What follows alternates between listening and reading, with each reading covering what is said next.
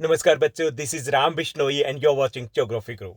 Finally आप 10th class में पहुंच चुके हो, बोर्ड की क्लास में पहुंच चुके हो। जब हम बोर्ड की क्लास में नहीं होते बहुत कुछ सोचते हैं कि जब हम बोर्ड की क्लास में होंगे तो ऐसा होगा, कुछ वैसा होगा। लेकिन ऐसा वैसा कुछ नहीं होता। आपको अभी भी ऐसा कुछ नहीं है कि आप सारा दिन रिसर्च कर रहे हो 10th क्लास में अगर हो गए हो तो, या फिर आपको एक लंबी सी काले रंग की गाड़ी मिल गई है, ऐसा भी कुछ नहीं है।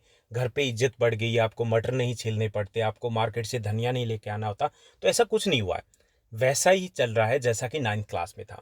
9th क्लास में जो आपके पास बुक्स थी, एनसीईआरटी की बुक होती है, तो वही आप कंटिन्यू करोगे। 9th क्लास में जो आपके पास सब्जेक्ट थे वही आपके पास 10th क्लास में रहने वाले हैं। 9th क्लास के टीचर्स, सब्जेक्ट टीचर भी वही रहेंगे, आपके क्लास इंचार्ज भी वही रहेंगे। दो चीज़ें चेंज होगी। एक तो आपके ऊपर प्रेशर बढ़ेगा, पेरेंट्स बोलेंगे, रिलेटिव्स बोलेंगे, आपके ट्यूटर बोलेंगे, आपके टीचर्स बोलेंगे, सब कोई बोलेंगे आप बोर्ड क्लास में पढ़ लो, पढ़ लो, बोर्ड क्लास में हो। दूसरी चीज़ चेंज होती है, वो होती है मैथमेटिक्स को लेकर के। मैथमेटिक्स में आपके पास क्लास 10th में दो ऑप्शन होंगे। आपको चूज करना होगा कि आप क्या लेना चाहते हैं, स्टैंडर्ड या बेसिक मैथमेटिक्स। काफ़ी सारे स्टूडेंट्स ने पहली बार ये शब्द सुने होंगे, ये वर्ड्स पहले सुने ही नहीं होंगे। कुछ स्टूडेंट्स ने ये कमेंट बॉक्स में ये वर्ड देखे होंगे, तो उनको लगा होगा कि इन बच्चों के पास 9th क्लास में भी बेसिक या स्टैंडर्ड होगा, इसलिए चूज करें। तो भाई ऐसा कुछ नहीं है। 9th क्लास में सबके पास सेम मैथ्स था। हमारे पास 10th क्लास में आकर ये मिलेगा और 10th क्लास में हमें चूज करना है। ये चूज करना है, बिल्कुल भी आसान नहीं है ये चीज़। इसके लिए हमें क्या करना पड़ेगा, हमारे पास बेसिक नॉलेज होना चाहिए कि 11th क्लास में हम क्या करने वाले हैं। हमें वो अभी डिसाइड करना पड़ेगा, 10th के बाद डिसाइड नहीं करना हमें। इसीलिए मैंने आज सुबह मॉर्निंग में पहले वो वीडियो दी कि हम 10th क्लास के बाद क्या करें, ताकि आप उसको देख पाओ, डिसाइड कर पाओ कि आपको बेसिक लेना है या फिर आपको स्टैंडर्ड लेना है। क्योंकि यहाँ पर काफ़ी सारे स्टूडेंट्स को तो बिल्कुल पता ही नहीं है कि बेसिक और स्टैंडर्ड में डिफरेंस क्या है। और काफ़ी सारे स्टूडेंट्स को अगर पता, तो यही सोच रहे हैं कि 10th क्लास में हम डिसाइड कर लेंगे। और वो कैसे डिसाइड करेंगे? मार्क्स के बेस पे डिसाइड करेंगे। तो आप ये गलत सोच रहे हो। मार्क्स नहीं डिसाइड करेंगे, डिसाइड हमें करना है हम आगे क्या करना चाहते हैं, उसके बेस पर। हमारा इंटरेस्ट तो मैटर करेगा आगे करने के लिए, लेकिन आगे क्या करना चाहते हैं हमें वो नहीं पता।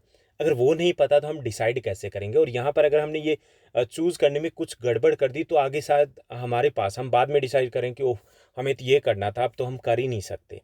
ओके। तो आपको पहले जो वीडियो दी गई है, कल अपडेट हुई है, जो मॉर्निंग में अपडेट हुई है, तो आप उसको चेक कीजिए कि क्लास 10th के बाद आपके पास क्या क्या करियर ऑप्शंस रहेंगे। उसके बाद आप इजीली इस वीडियो के पास आइए और फिर आप डिसाइड कीजिए कि आपको क्या लेना है। तो हम जितने भी आपके क्वेश्चंस आ रहे हैं कमेंट बॉक्स में, जितने भी क्वेश्चंस आपके बनते हैं स्टैंडर्ड और बेसिक मैथमेटिक्स को लेकर के, तो वो सब हम डिस्कस करने वाले हैं। यानी कि सारे आपके डाउट्स है वो क्लियर हो जाएंगे कि ये है क्या, क्या लें, क्या ना लें, क्यों लें और क्यों ना लें, और अगर हमने गलती से कुछ गलत ले लिया तो आगे क्या हो सकता है। तो चलिए देखते हैं आपके क्वेश्चंस को जो मैंने कमेंट बॉक्स से लिए हैं। पहला जो आपका क्वेश्चन बनता है, जो बेसिक क्वेश्चन है, वो क्वेश्चन है कि बेसिक और स्टैंडर्ड जो मैथमेटिक्स है उसमें डिफरेंस क्या, what is the difference in the maths basic and maths standard में। तो स्टैंडर्ड और बेसिक मैथ्स में अंतर क्या है, ये हमें बताना है। तो इनमें डिफरेंस की बात करें मोटे तौर पे, जो बेसिक मैथमेटिक्स है वो आसान रहेगा स्टैंडर्ड मैथमेटिक्स के कंपैरिजन में। तो इसका मतलब आपके पास दो बुक होगी? बिल्कुल नहीं होगी। आप एक ही क्लास में बैठोगे, एक ही आपके पास बुक होगी, एक ही आपका सिलेबस होगा, एक ही टीचर आपको टीच करेगा, आपके इंटरनल एग्जाम भी एक जैसे होंगे। तो फिर इजी कहाँ से हुआ? इजी होगा जब आप बोर्ड एग्जाम देने जाओगे तो आपके पास दो क्वेश्चन पेपर मिलेंगे, यानी कि दो अलग अलग क्वेश्चन पेपर होंगे वहां पर। जिन्होंने बेसिक चूज किया उनको बेसिक वाला क्वेश्चन पेपर मिलेगा, जिन्होंने स्टैंडर्ड चूज किया है उनको स्टैंडर्ड वाला क्वेश्चन पेपर मिलेगा। अब ये कि बेसिक और स्टैंडर्ड किस बेस पे चूज करें, तो जिन बच्चों को स्टैंडर्ड चूज करना है, जिन स्टूडेंट्स को स्टैंडर्ड चूज करना है, कौन से चूज करेंगे? जिनको 11th क्लास में साइंस के साथ जाना विद मैथ्स, कॉमर्स में जाना विद मैथ्स, या फिर ह्यूमनिटीज में जाना विद मैथ्स। जिनको मैथ्स के साथ कंटिन्यू करना है वो स्टैंडर्ड लेंगे। ओके। और जिनको मैथ्स नहीं लेना है वो बेसिक लेंगे। तो ये चीज़ आपको पहले डिसाइड करनी पड़ेगी कि 11th क्लास में आप क्या करने वाले हो, आगे इन फ्यूचर आप क्या करने वाले हो। ओके। क्योंकि यहाँ पर बहुत सोच समझ के आपको डिसीजन लेना है, क्योंकि यहाँ पे गड़बड़ी क्या होगी कि इस बार आपके स्कूल ओपन नहीं है, फिर जब भी ओपन होते हैं तो आमतौर पे टीचर डिसाइड कर देते हैं, अच्छा आप मैथ्स ले लो, बेसिक ले लीजिए, आप स्टैंडर्ड ले लीजिए। हमें उस वक्त कंफ्यूज होते हैं, हमें पता ही नहीं होता, क्योंकि अचानक से टीचर आते हैं एक लिस्ट लेकर के और उसमें मार्क करके चले जाते हैं। बाद में हम सोचते हैं कि क्या किया जाए, अब तो कुछ हो ही नहीं सकता। तो इसलिए पहले से ही कंफर्म कर लीजिए कि आपको क्या लेना है, उसी के अकॉर्डिंग अपनी तैयारी कीजिए। ओके। तो पहली चीज़ आपकी क्लियर हो गई होगी कि बेसिक और स्टैंडर्ड मैथमेटिक्स में सिलेबस, या टीचिंग में कहीं पे कोई डिफरेंस नहीं है, सिर्फ एग्ज़ाम इजी होगा, एक थोड़ा सा स्टैंडर्ड लेवल का होगा, और वो किस बेस पे डिसाइड करना है हमें इन फ्यूचर क्या करना है। ओके, उसके बाद सेकंड जो आपका क्वेश्चन आ रहा है कमेंट बॉक्स से ही आ रहा है कि are there two exams for maths now, क्या मैथ्स के दो एग्जाम होंगे, बेसिक का अलग होगा स्टैंडर्ड का अलग होगा? तो बिल्कुल नहीं होने वाला। आपके पास एक ही क्वेश्चन पेपर पहुंचेगा, यानी कि आपको चूज करना है कि आप बेसिक लेना चाहते हैं या फिर स्टैंडर्ड लेना चाहते हैं। और ये जो एग्जाम होगा आपका सेम डे होगा, एक ही डेट शीट आती है, सेम ही रूम में होगा, बस आपको क्वेश्चन पेपर आपने जो चूज किया उसके अकॉर्डिंग मिलने वाला है। उसके बाद जो तीसरा थर्ड जो आपका क्वेश्चन कमेंट बॉक्स से मैंने उठाया कि is there the same syllabus for the both maths, यानी कि आपका बेसिक या स्टैंडर्ड मैथ्स है, तो क्या उनका सिलेबस एक जैसे ही रहेगा? तो बिल्कुल एक जैसे ही रहेगा, एक ही बुक रहेगी, एक ही सिलेबस रहेगा, एक ही टीचर रहेगा, क्लासरूम एक जैसा रहेगा, सिर्फ क्वेश्चन पेपर आपका अलग लेवल का बनने वाला है। ओके, उसके बाद जो फोर्थ आपका क्वेश्चन दिया गया है जो आपकी तरफ से आ रहा है वो आ रहा है कि can a student opt for both maths, कि क्या एक स्टूडेंट है वो दोनों मैथ्स ले सकता है कि मैं तो बेसिक भी ले लूँ और स्टैंडर्ड भी ले लूँ, मन कर रहा है कि बाद में देखेंगे, तो ऐसा ले सकते हैं या नहीं ले सकते? तो कोई भी स्टूडेंट्स दोनों ऑप्शन नहीं ले सकता, क्योंकि सेम डे एग्जाम होना है, एक ही डेट शीट होनी है, आपको चूज करना है। आपको चूज करना है कि किस में से बेसिक और स्टैंडर्ड मैथमेटिक्स में से आपको चूज करना है कि आप कौन सा लेना चाहते हो। तो आपको दोनों नहीं दे सकते, एक ही मैथ्स आपको लेना है। उसके बाद फिफ्थ जो आपका क्वेश्चन है ये भी कमेंट बॉक्स से ही है कि why do I choose math standard over math basic, कि अगर मैं मैथ स्टैंडर्ड लेना चाहता हूँ तो मैं मैथ स्टैंडर्ड क्यों लूँ, बेसिक क्यों ना लूँ? कि मैथ्स जो बेसिक मैथमेटिक्स है वो इजी होता है।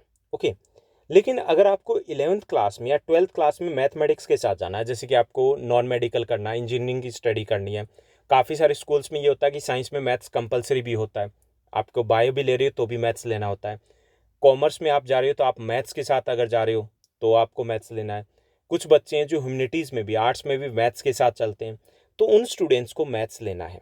ओके, वो क्या लेंगे? मैथ्स लेंगे। अगर आप इन फ्यूचर में मैथ्स के साथ स्टडी नहीं करोगे, if you are sure that you want study the maths in future, तब आप बेसिक मैथ्स के साथ जाओगे। ओके, तो हम इस बेस पर ही डिसाइड करेंगे कि इन फ्यूचर हम क्या करने वाले हैं। उसके बाद जो आपका सिक्स्थ जो क्वेश्चन है कि what if I give the basic exam now, कि आप अभी बेसिक चूज कर लेते हो and but want to appear for the standard exam later, कि अगर आपने बेसिक चूज कर लिया, एग्जाम दे दिए, बाद में आपके मन में आ गया कि नहीं मुझे तो इंजीनियरिंग करनी ही है, मुझे तो कॉमर्स लेना है और वो भी मैथ्स के साथ लेना है, मज़ा आ रहा है मैथ्स करने में, तब क्या होगा? तो अगर आपने एग्ज़ाम देने के बाद you realise that you should give the standard exam, कि आपको रियलाइज़ किया कि you should have given the standard exam, आपको देना चाहिए था, तब भी आपके पास एक ऑप्शन रहेगा कि you can give the math standard compartment या फिर इम्प्रूवमेंट जो एग्ज़ाम है वो आप दे सकते हो। यानी कि जो 2 या 3 महीने के बाद एग्ज़ाम होता है, तो आप उस वक्त स्टैंडर्ड मैथमेटिक्स का एग्ज़ाम दे सकते हो और उसके बाद आप 11th में मैथमेटिक्स ले सकते हो। यानी कि उसके बाद थोड़ी सी कहानी है वो आगे बढ़ जाएगी कि आपको मैथ्स का दोबारा से एग्ज़ाम देना पड़ेगा स्टैंडर्ड मैथमेटिक्स का, उसके बाद आप मैथ्स के साथ जा सकते हो। उसके बाद एक और भी आपका क्वेश्चन आ रहा है, वो क्वेश्चन ये है कि I am still not sure what exam to give and how can I decide. तो यहाँ पे ये बहुत सारे स्टूडेंट्स के साथ है कि अभी मैं श्योर नहीं हूँ कि मैं क्या लूँ, कैसे डिसाइड करूँ। तो इसमें एक चीज़ तो आप फ्यूचर के साथ जाइए, 11th क्लास के साथ जाइए कि आपको क्या लेना है। पहली चीज़ आपको उसके साथ ही जाना है, क्योंकि सिर्फ इससे डिसाइड नहीं हो सकता, बहुत सारे स्टूडेंट्स कन्फ्यूज होंगे। काफ़ी सारे स्टूडेंट्स यहाँ पे गलती करने वाले पीयर ग्रुप का प्रेशर होगा। आप अपने फ्रेंड से पूछोगे और वो कहेंगे कि नहीं स्टैंडर्ड ले लेते हैं हम, आप भी कहोगे चलो स्टैंडर्ड ही ले लेते हैं। और हमें वो चीज़ नहीं करनी है कि स्टैंडर्ड ले लेते हैं, एक ही क्लास में रहने वाले हो आप, एक ही साथ पढ़ने वाले हो आप, तो उसमें स्टैंडर्ड या फिर बेसिक हमें एक दूसरे से क्यों पूछना? हमें अपना लेवल देखना है, हमें अपना इंटरेस्ट देखना है, हमें देखना है हमें आगे क्या कंटिन्यू करना है। क्योंकि यहाँ पे जो बेसिक वाले लेने वाले हैं तो थोड़ा सा स्कोर अच्छा रह जाएगा, क्योंकि अगर उन्हें लग रहा है कि स्टैंडर्ड मैथमेटिक्स है उनके लिए टफ है, उनका इंटरेस्ट नहीं है, उनका सोशल साइंस ज़्यादा अच्छा जा रहा है, साइंस भी उनकी हो जाती है, लेकिन मैथ्स नहीं हो पा रहा, मैथ्स के साथ उनका 36 का या जो 56 का आंकड़ा है, तो वहाँ पर उनको अपने फ्रेंड से नहीं पूछना है। तो यहाँ पर जैसे कि कैसे डिसाइड करूँ, तो पहले तो आप जो वीडियो दिया गया है उसको देखिए, बहुत कुछ आपका सॉल्व हो जाएगा, क्योंकि आपको आइडिया लग जाएगा कि इन फ्यूचर क्या क्या आपके पास रहने वाला है। ओके, दूसरी चीज़ कि अगर आपको ये लग रहा है कि नहीं मुझे मैथ्स के साथ कंटिन्यू करना है, मन भी कर रहा है, लेकिन फिर भी श्योर नहीं हूँ कि मेरा मैथ कैसा है, तो आप सैम्पल पेपर्स है लास्ट ईयर्स के बेसिक और स्टैंडर्ड के दोनों के ही सीबीएसई की वेबसाइट के ऊपर मिल जाएंगे, कहीं पे भी मिल जाएंगे, गूगल बाबा को बोलिए वो आपको सर्च करके दे देंगे। तो वहाँ से आप निकालिए, दोनों को सॉल्व कीजिए और अपने स्कोर को मैच कीजिए, तो आप डिसाइड कर पाओगे। ओके, अगर आपका स्टैंडर्ड मैथमेटिक्स में स्कोर काफ़ी कम आ रहा है तो आप डिसाइड कर लीजिए कि आप मैथ्स के साथ इतना मज़े से इन्जॉय नहीं कर पा रहे हो। ओके, तो ये आपका एक वे हो सकता है जिसे आप डिसाइड कर सकते हो कि आप स्टैंडर्ड लें या फिर बेसिक लें। एक वे है, छोटा सा वे है। उसके बाद एक और क्वेश्चन भी आपका कि what if I fail in the exam, कि अगर एग्ज़ाम में आप मैथ्स में फेल हो जाते हो तो जो रीअपियर के एग्ज़ाम होंगे क्या उसमें भी दोनों ऑप्शन रहेंगे? जैसे आपके पास ऑप्शन ये रहेगा कि आपने मैथमेटिक्स बेसिक का एग्ज़ाम दिया, फेल हो गए हो, तो आप बेसिक का ही एग्ज़ाम दे पाओगे रीअपियर में। मान लीजिए आप मैथमेटिक्स स्टैंडर्ड लिया और उसमें फेल हो गए, तो आपके पास ऑप्शन रहेगा कि आप रीअपियर के लिए स्टैंडर्ड या बेसिक में से कोई भी चूज़ कर सकते हो। यानी कि आपको लगता है कि मैथमेटिक्स में गड़बड़ हो गई, चूज़ करने में गड़बड़ हो गई, टीचर्स ने पूछा, हमने गलती से बता दिया, और अब क्या किया जाए, अब तो स्टैंडर्ड से पीछा नहीं छूटने वाला और 10th क्लास में लटक गए अटक गए, तो उसके बाद आपके पास चॉइस रहेगी कि आप स्टैंडर्ड या बेसिक में से कोई एक चूज़ कर सकते हो और उसी का एग्ज़ाम दे सकते हो। लेकिन इतना हमें नहीं सोचना है कि आप लटक या अटक जाओगे। ओके, तो ये सब कुछ आपके क्वेश्चंस है जो बेसिक और स्टैंडर्ड मैथमेटिक्स रिलेटेड। तो हम समराइज़ करते हैं कि हमें क्या करना है, किसको बेसिक लेना है। तो आपको बेसिक लेना है अगर आप आर्ट्स लेना चाहते हो 11th या 12th क्लास में। आप अगर कॉमर्स लेना चाहते हो 11th या 12th क्लास में विदाउट मैथमेटिक्स, जिसमें आप इकोनॉमिक्स लोगे, मैथ्स नहीं लोगे, तो आप बेसिक ले सकते हो। अगर आप नॉन मैथ्स कोर्स लेना चाहते हो, जैसे कि आप डिजाइनिंग लेना चाहते हो, एनिमेशन लेना चाहते हो, ह्यूमैनिटीज़ के कोई और फील्ड में जाना चाहते हो, तो वहाँ पर भी आप बेसिक ले सकते हो। ठीक है, यानी कि आपको मैथ्स नहीं पढ़ना है तो आप बेसिक लोगे। आपको स्टैंडर्ड मैथ्स कब लेना है? अगर आप कॉमर्स लेना चाहोगे इन फ्यूचर, यानी कि आपको अगर कॉमर्स लेना है इन फ्यूचर मैथ्स के साथ। ओके, आपके पास अकाउंटेंसी होगी, इकोनॉमिक्स की जगह मैथमेटिक्स आप अगर ले रहे हो 11th-12th में, तो आपको स्टैंडर्ड ही लेना होगा। दूसरा, आप साइंस लेना चाहते हो 11th-12th में, स्पेशली ज़्यादातर स्कूलों में साइंस में मैथमेटिक्स है। हालांकि कुछ स्टेट्स में ऐसा है कि आपके पास साइंस में भी दो ऑप्शन है, मेडिकल और नॉन मेडिकल। यानी कि आपके पास मेडिकल में बायो रहेगी, मैथ्स नहीं रहेगा, और नॉन मेडिकल में आपके पास मैथ्स रहेगा। लेकिन आप साइंस अगर लेना चाहते हो तो आपको मैथ्स लेना होगा, क्योंकि फिजिक्स में भी मैथ्स रहेगा। ओके, साइंस के लिए आपको स्टैंडर्ड मैथमेटिक्स ही लेना है। उसके बाद आईआईटी या JEEE या फिर मेडिकल एग्जाम जैसे नीट वगैरह आप देना चाहते हो, तो वहाँ पर भी आपको मैथ्स ही रखना है। अगर ये आपका है तो श्योर है कि आपको मैथ्स स्टैंडर्ड मैथमेटिक्स के साथ ही जाना है। इसके साथ साथ आप इंजीनियरिंग करना चाहते हो इन फ्यूचर, तो आपको भी स्टैंडर्ड मैथमेटिक्स ही लेना होगा। अगर आप CS की स्टडी करना चाहते हो 12th के बाद, तो भी आपको स्टैंडर्ड मैथमेटिक्स ही लेना प्रेफरेंस रहेगा। हालांकि आप कॉमर्स है वो विदाउट मैथमेटिक्स भी कर सकते हो, लेकिन आप CS में जाना चाहते हो स्टैंडर्ड के साथ ही जाइए। इसी तरीके से आप मेडिकल फील्ड में जाना चाहते हो किसी भी टाइप के क्लास 12th के बाद, तो आप स्टैंडर्ड मैथमेटिक्स ही लोगे।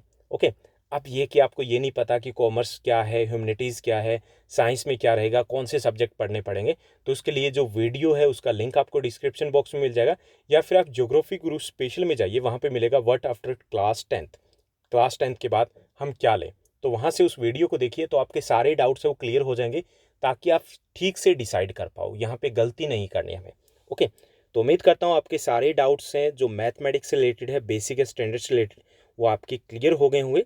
और एक और वीडियो आपको अवेलेबल मिलेगी कि अगर आप 9th क्लास से 10th क्लास में जा रहे हो तो आपको कुछ गलतियां नहीं करनी है। यानी कि ये जो गलतियां अगर आपने कर दी तो आपके ऊपर भारी पड़ने वाली है। तो कौन सी गलतियां जो हमें नहीं करनी है कि जिससे कि हम अच्छा स्कोर कर पाएँ, जिससे कि हम टॉपर्स में कहीं ना कहीं उस टॉपर्स की रेस में शामिल हो पाएँ, तो उस वीडियो को ज़रूर देखिएगा, क्योंकि वो आपके लिए बहुत इंपॉर्टेंट रहने वाला है। हम ज़्यादातर बच्चे क्या करते हैं, जब 9th से 10th में जाते हैं, हम उसको एज ए रूटीन ले लेते हैं और बहुत सारी गलतियां कर देते हैं, क्योंकि बहुत सारे लोग हमारे ऊपर प्रेशर डालते हैं। हम आसपास के लोगों से वो सजेशन लेते हैं और उसी के अकॉर्डिंग हम अप्लाई करते हैं, और लास्ट में जाकर के वहीं फंस जाते हैं। तो उम्मीद करता हूँ आपके जैसे ये डाउट्स क्लियर हुए हैं, वैसे ही 10th क्लास के जितने भी डाउट्स हैं वो हम इस नेक्स्ट वीडियो में डिस्कस करने वाले हैं। आज के लिए बस इतना ही। Thank you, bye bye, have a nice day.